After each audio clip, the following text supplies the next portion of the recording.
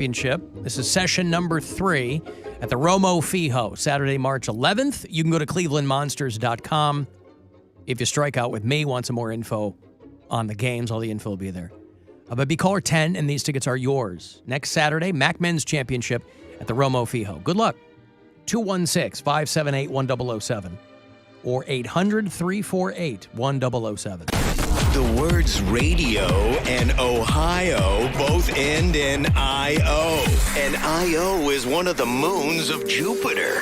Have fun trying to figure out whatever the that means. I-O, I-O. It's the Alan Cox Show. 100.7 WMMS.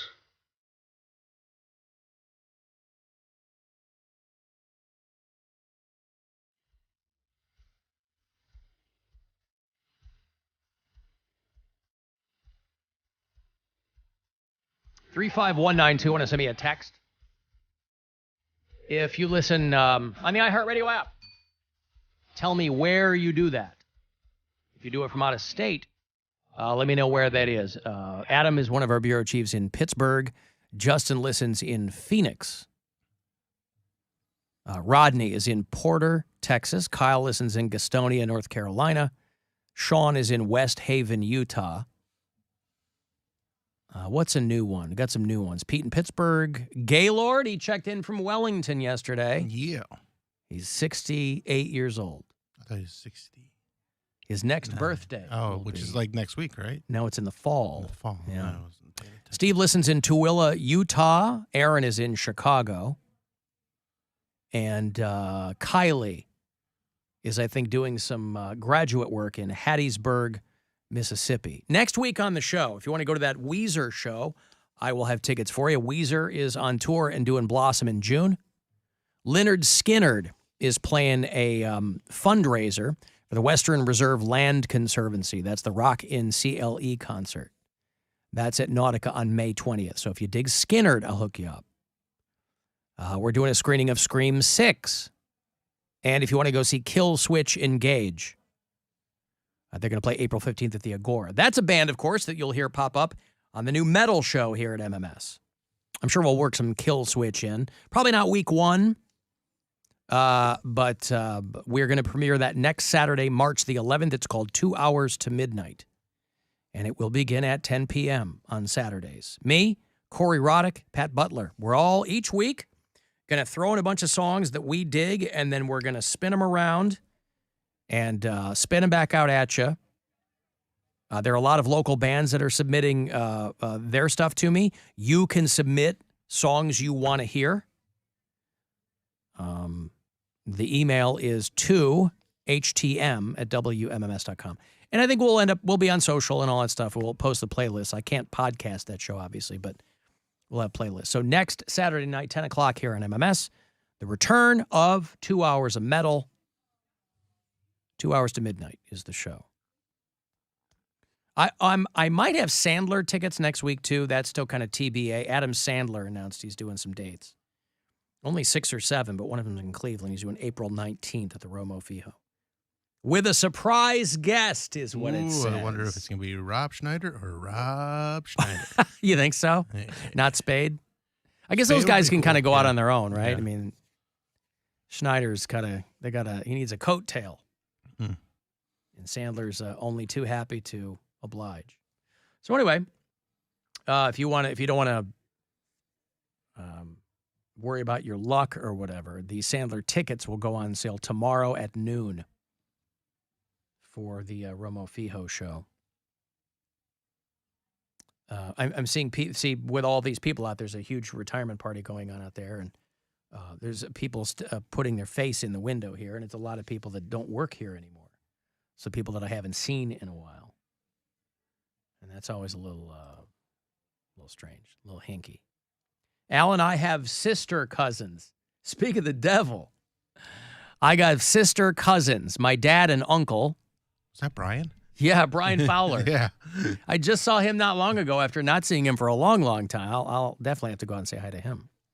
I have sister cousins, my dad and uncle, who are brothers. Both knocked up the same lady 2 times each. What? I mean, are you in a town with only one woman? What's happening here? Clearly, she was down to clown because between the two of them, they had 4 kids. As much as girls like to talk about how dudes are disgusting, women sometimes fetishize brothers too. Because I know. Yeah, no one is suggesting that women can't be equally as disgusting as guys. It's a sliding scale. But I'm not. I guess I use, for lack of a better term, I just use disgusting because I hear how they talk. They're like, men are such pigs. But I know girls who will literally sleep with brothers just to compare which brother is better in bed, which brother has the bigger D. Like I'm like, wow, you're awful. And then Mary and her sister porked the same guy, right? But that wasn't on purpose. This girl was purposely sleeping with the same brothers, and they knew. Maybe about she it. didn't know. She did know. Well, she told me. She knew. So his dad and uncle both got her pregnant twice. Yeah, she's all in there, dude. So, again, my grandmother and her sister married twins, so they are sisters. And then in-law sisters. Each of them married a twin. Yes. Yeah. So they married twin brothers. So their brothers are twin brothers, and then they're also in-laws, correct? Is that how that works? Mm-hmm. It's like a TLC show. Yeah, and I guess back then that was like the thing. Like, you got a sister for my bro? And she's like, yeah. And so, is this like a small town thing, or? Well, my grandmother was from Mississippi. My grandmother was from the South. My dad's was from Mississippi, and he didn't marry. He married a girl from Illinois. But my family is black, so I don't know. What the hell does that have to do with anything? It doesn't make them more or less likely to marry twins. Subculture. What's subculture? They probably wanted to marry their own kind back then. I don't know if they wanted. There are other black people in Mississippi besides twins. I don't know how small the town was, and I don't know how it was back then. I don't know how they met. I don't know the backstory, but you're asking me why.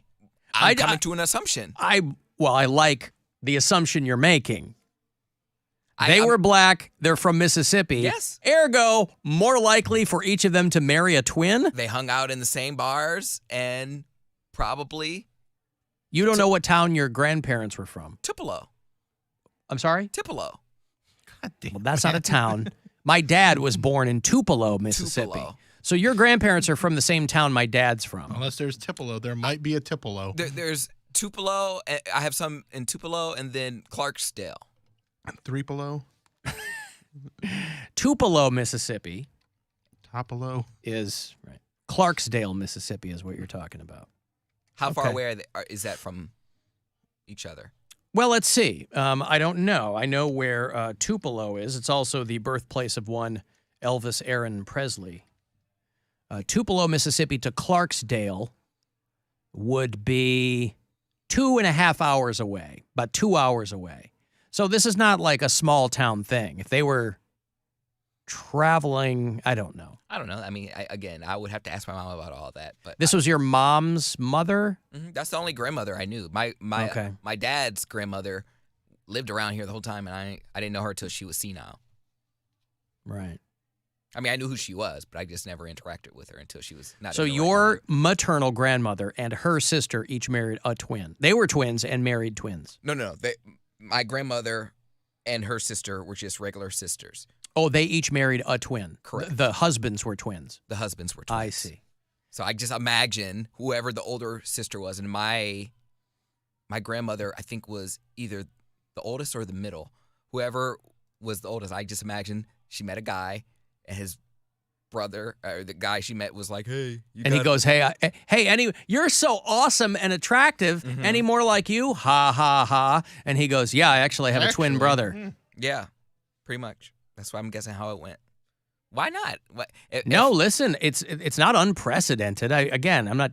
Obviously, it's goddamn reality shows that. But it's weird because we don't have any other than those two. Those are the only twins I know of in my family. We usually it skips a generation. I mean, so I've heard, and then someone else has twins, but no one else. I don't know of any twins in my family other than those two. I dated a twin when I first moved to Kalamazoo, Michigan, and we were fixed up She was a student. She went to Western Michigan University. And I was brand new in town, didn't know anybody. She was at their aviation school, so she's no dummy.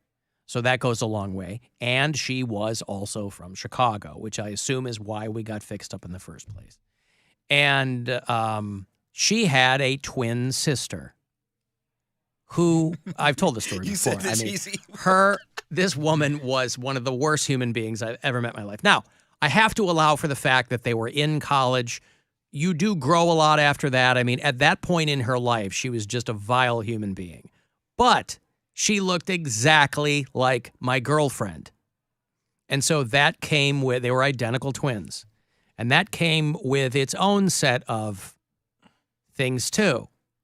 Because, you know, your boner tells you what you like. Mm-hmm. You don't always know. It will tell you what you like. And, you know, they were... Sometimes you're like, stop that boner. Stop that. Sometimes, yeah. I don't presume to tell my boner that it knows better than I do, right? But yeah, so they'd both come home drunk. And I was like, I hope that I don't, because in the back of your mind you go, what are the chances that something weird is going to happen down the road? It would not have surprised me if the twin had come to me and said, hey, you don't like me, I don't like you. Let's get it on. And that didn't happen. But that's my only experience with twins. Now, that twin has gone on to be a television weather girl. I was going to say. So I assume that she's doing fine for herself. But you always talk about how evil she was, but you never gave anybody an example of what she did. What is an example of how evil she was? I shouldn't say Saranara. I shouldn't say evil. She was just, her personality was just Harsh. I mean, I can handle. I don't know. Listen, I was a lot younger too, man. So I'm sure part of it was on me.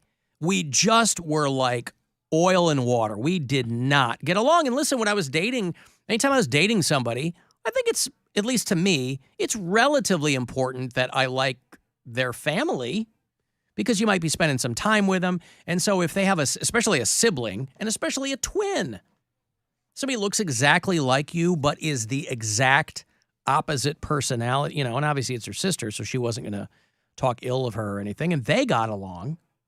So maybe it was just she didn't want somebody cutting in. I don't know what the vibe was. I don't know. We only went out for we only dated for like 6 months. She was like the first person I got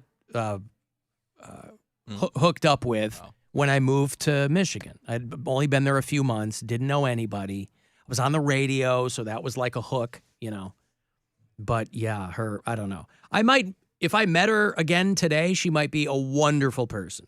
What do I know? She's like, sorry, I was such a bitch back then. Or sorry, I was a dick. I don't think I was a dick to her, but I mean, you know, I don't know. But at that time in our respective lives, boy, we could not have gotten along worse than we did. So I don't know. Maybe it was all on me. I was reading about how bisexual women are at a higher risk for heart disease. Twice the heartbreak. Maybe. They say because, what do they say? Because, now again, it sounds like a stereotype, but this is a study that was done, and so they're taking a broad swath of people who happen to be bisexual, I guess, and so they used heterosexual women, and they compared them to bisexual women, and then they gave them like cardiovascular scores. And bisexual women, eat they two say, kinds of meat, are at a, what's that? They eat 2 kinds of meat, so it's going to up your chance. They're at a higher risk of heart disease because they say, on average, they're heavier and smoke more. So they're like, hey, I like the pole and the hole. How do you like that? Bisexual men also twice as likely as heterosexual men to have heart problems. They're not sure what accounts for that. They said in the bisexual women, it's because they smoke and they're fat and they smoke. Which is, you know, come on, man. That's not a nice thing to say, even in the interest of advancing science. But science is agnostic, right? It's not like, oh, that's not a nice thing to say. Science is science. They're just following the numbers. Just following the numbers. They're looking at cardiovascular scores, and they're attaching value to what they see. Science is a liar sometimes. Well, I'm sure that's what those women probably said. But if you're a bisexual gal and you're out, just be aware. Doesn't mean that some harm is going to befall you cardiovascularly, but, something to consider. You bi guys, go nuts. I wonder how that's going to change through the years, though, because there's less people smoking. Well, I was surprised that came up, too, because I feel like there's way fewer people smoking, but maybe not. I don't know. I mean, it still feels weird to walk past a place and see a bunch of people outside smoking. We got people here who have carved out their little smoker's lounge outside. Well, but, you can still walk through that cloud and remember that people are still doing that. Where do people smoke outside? Out there on at that little patio outside the restaurant. Yeah. Oh, yeah, I'd never go out there. I've never gone that way. Was at a concert on Tuesday, and usually between bands, everybody, like back in the day, would file outside and they'd smoke cigarettes. Yep. While the other bands are setting up. And you don't see that anymore. Right. And it wasn't like it was super cold out or rainy or anything. It's just younger people aren't smoking as much. Were there a bunch of people out there vaping? I mean, there was some, but not like a significant amount. Not like the whole crowd like it used to be. Right. Cold weather would never stop people from going outside and smoking anyway. They said and we're talking not even super long ago. I'm talking like 10, 15 years ago, there'd be a larger amount of people going out to smoke. And then, but this, I would say the average age of the people of that audience is 27, and maybe 10 or 15 people went out to smoke.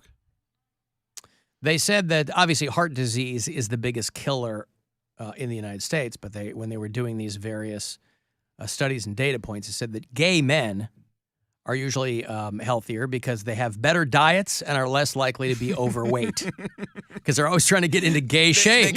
Or they have a because they have to find themselves to be attractive to other men. Right. God, I hate gays. We live so long. Oh, I hate us. Bottom diet. You look great. Oh, I'm on day one of my bottom diet. I remember every year it would be around this time where I'm like, all right, what meal can I don't recommend this. I'm healthier now. I know how to diet the right way. But this was How did you get to that point? Oh, Orange Theory Fitness. Schedule your first free workout at orangetheoryfitness.com. This is him not 2 years ago. Can't wait to hear Bobby Bones talking about, if you want to have the body of a bottom. Bobby Bottom Bones here. Bobby Bottom Bones. I would discuss what meal I would skip.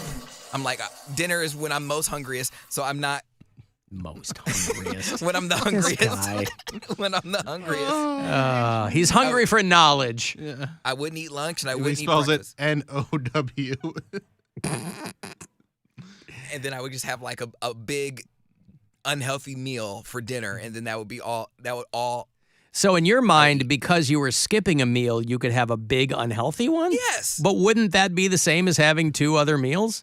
No, because I'm eating once a day. Again, there's no logic behind it. No, no, I understand the logic, but eating once a day, and then I would have like 1,500 calorie meal. Not that I was looking at the calories, but like I would have like your recommended caloric intake. Yeah, I would binge, and it would be like once a day, and then I'm like, all right, well, I'm good till tomorrow. So if I ate at 6 p.m., one day, I will eat at 6 p.m. the next day. So it would be my version of fasting, but not really, and then it just was a mess. Well, but I did lose weight doing it. It was some just people, wrong. even though they've determined that there's really that intermittent fasting isn't really any different than anything else, some people like to do it because it makes them feel better, or it's a mental thing and it's whatever.